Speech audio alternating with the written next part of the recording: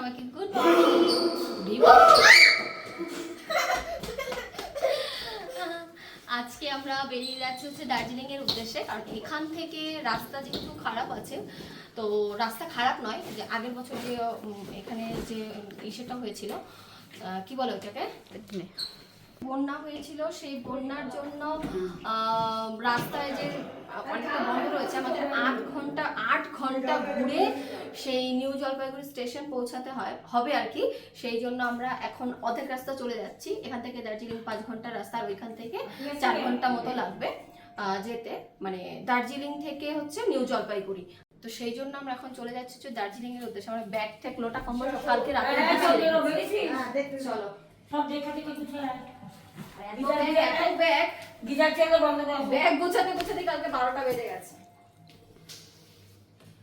আপনার কিছু বক্তব্য আছে? আছে কি নেই? আমরা এখন নামছি, এটা জিতেই থাকবে আমি জানি। তাই আসলে আবার অনেক টেনশন, আসলে আমার অনেক ধরনের টেনশন। চলো চলো চলো।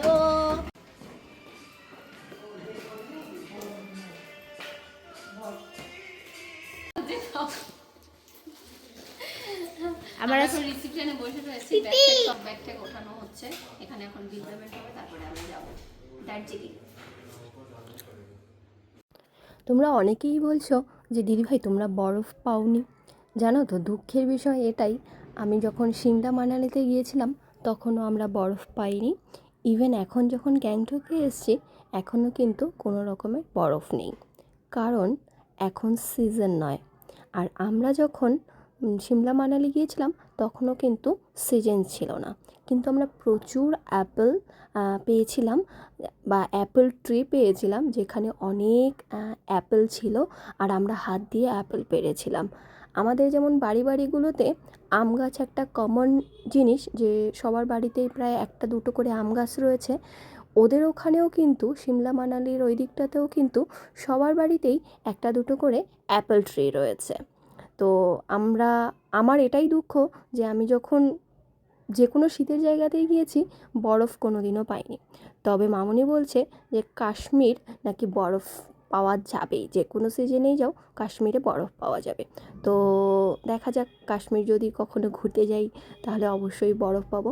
অ্যাকচুয়ালি কী বলো তো, আমাদের যখন যাওয়ার সময় হয়, মানে সবাই আমরা যখন যাই, এখন তো সিজন নয় কিন্তু আমাদের সময়, কারণ সবার ছুটি হয়েছে যেহেতু আমরা এখন সবাই মিলে ঘুরতে যাই, তো সেই জন্য সবার যখন একসাথে যাই তাহলে আর বরফ দেখা কখনোই হবে না, কারণ সবার ছুটি অনুযায়ী তো আমাদের যেতে হয়। তো সেই জন্য তোমাদের দাদাভাইয়েরও যখন ছুটি হয় তখনও বরফ থাকে না, আর যখন আমরা সবাই একসাথে যাই তখনও বরফ থাকে না। এই হচ্ছে মানে প্রবলেম নয়, আমাদের আর কি সময় হয় না, এটাই আর কি।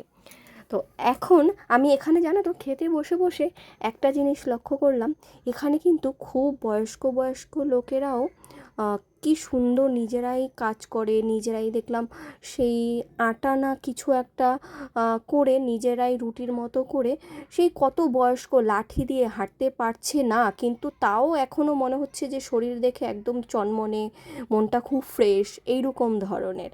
এখানকার লোকেরা খুব বেশি দিন বাঁচে। কি খাবার নষ্ট করে পচা মেয়ে না, এখন তো কোনো চিপস হবে না।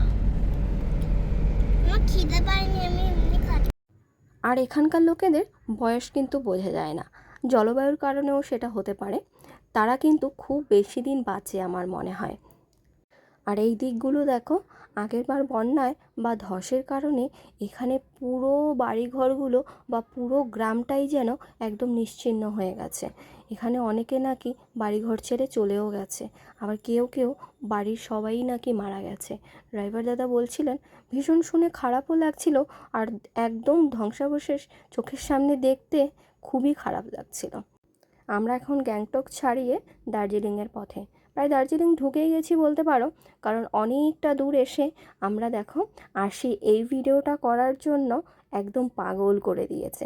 কারণ আগের দিন আমাকে, পিপিকে, কাকাকে তিনজনকেই দেখেছে সেম এরকম ধরনের ভিডিও করতে।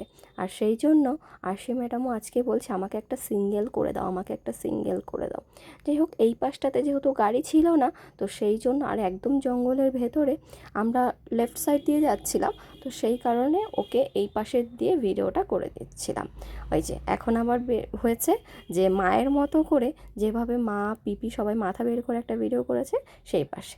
যাই হোক, এপাশ দিয়ে যেহেতু গাড়ি আসছিল না, যদিও একদমই উচিত নয় এইসব ট্রাই করানো, আশির বাবা দেখে কিন্তু ভীষণই রেগে গেছে।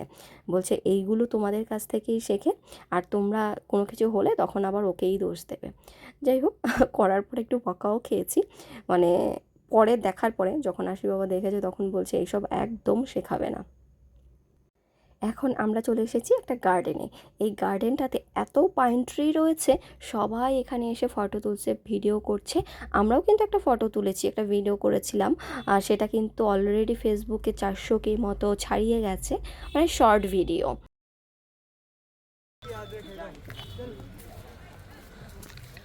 এই যে দৌড়াবি তারই শ্বাসকষ্ট হবে। আমার তো হচ্ছে না কিছু। তুমি তো দৌড়িয়েছো। এখন হচ্ছে একটা পাইন ট্রি, আর ওইখানে আমাদের গাড়ি দাঁড়িয়ে রয়েছে। আমরা এখন দার্জিলিংয়ে ঢুকে গেছি অলরেডি। দার্জিলিংয়ে ঢুকে এখন এখানে একটা পার্ক আছে, সেই পার্কটা দেখতে এসেছি। পার্কে কিন্তু কোনো দোলনাই নেই। আর পিপিকে পেয়ে ঠাম্মি, মানে মা, কাকা সবাইকেই ভুলে গেছে। কারণ পিপি ছোটোবেলা থেকে আরশিকে ভীষণ ভীষণ ভালোবাসে, আর পিপিকেও কিন্তু আরশি ভীষণ ভালোবাসে। তাই মাকে ছাড়া পিপি হলেও চলে মনে হচ্ছে এখন। গাড়িতে উঠেই পিপির সাথে বসবে, পিপির সাথে ঘুরবে, পিপির সাথে হাত ধরে খেতে যাবে। এই হচ্ছে এখনকার আরশির পরিস্থিতি।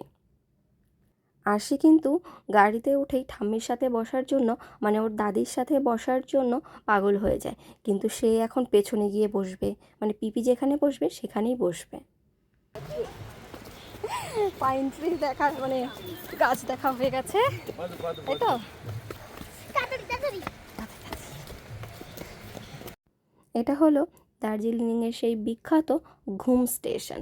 আমরা একদমই দার্জিলিংয়ের ভেতরে ঢুকে গেছি।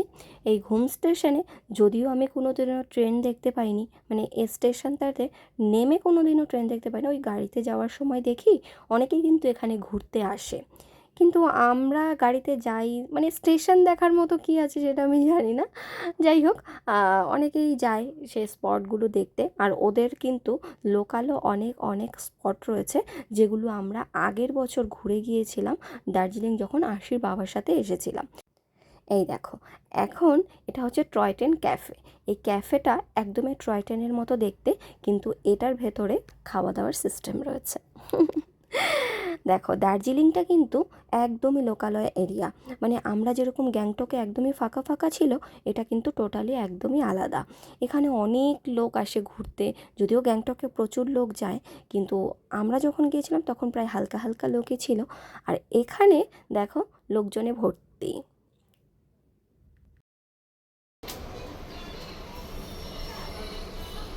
আমরা এখানে এসে টুকটাক একটুখানি জাস্ট ফ্রেশ হয়ে আসি, স্নান করে আসিনি, আশিকে স্নান করালাম। এখন আমরা যাবো হচ্ছে দুপুরে খাওয়া দাওয়া করতে। এই সামনেই এই হোটেল, উল্টো দিকেই হচ্ছে বাঙালি হোটেল রয়েছে, তো এখানে যাবো খাওয়া দাওয়া করতে। খাওয়া দাওয়া করার পরে যাবো মেলে ঘুরতে, আরও শপিং যা যা করার সেগুলো করবো। তাহলে চল এখন খাওয়া দাওয়া করে আসি। সেই সকালে তো দেখতে পেলে খাওয়া দাওয়া করে এসেছিলাম। এখন দুপুরবেলা আমরা সবাই চলে এসেছি একদমই, আমরা যেই রেস্টুরেন্টটাতে খেতে এসেছি, একদমই আমরা যেটাতে উঠেছি, মানে যেই হোটেলটাতে উঠেছি সেটারই একদম উল্টো দিকে, মানে ওদেরই রেস্টুরেন্ট শুনলাম, তো সেই কারণে, আর একদমই যেহেতু উল্টো দিকে, সবার ভীষণ খিদেও পেয়ে গেছিলো। তাই আমরা সবাই এখন দেখো ডিম থালি নিয়েছি। আর ঘুরতে গেলে আমার কিন্তু ডিম থালি না হলে একদমই হয় না। ডিম থালি বা ডিমের অমলেট, কারণ মাছ মাংস খেতে না আমার কেমন যেন একটা বেশ লাগে, মানে মনে হয় ধোয়নি এরকম ধরনের। ওই আরশির বাবার সাথে যখন ফুচকা খেতে যাই তখন মাঝে মাঝেই বলে, জানো তো লোকটা হাত ধোয়নি, লোকটা হাত পরিষ্কার করেনি। তো সেই রকমই কখনো কখনো হয়তো বা শুনেছি ওরা ভালো মানে করে ধোয় না, সেটার জন্য খেতে ইচ্ছে করে না। আর খেতে বসলেই আমার সেই সব কথাগুলো মনে পড়ে, কী আর বলবো তোমাদের।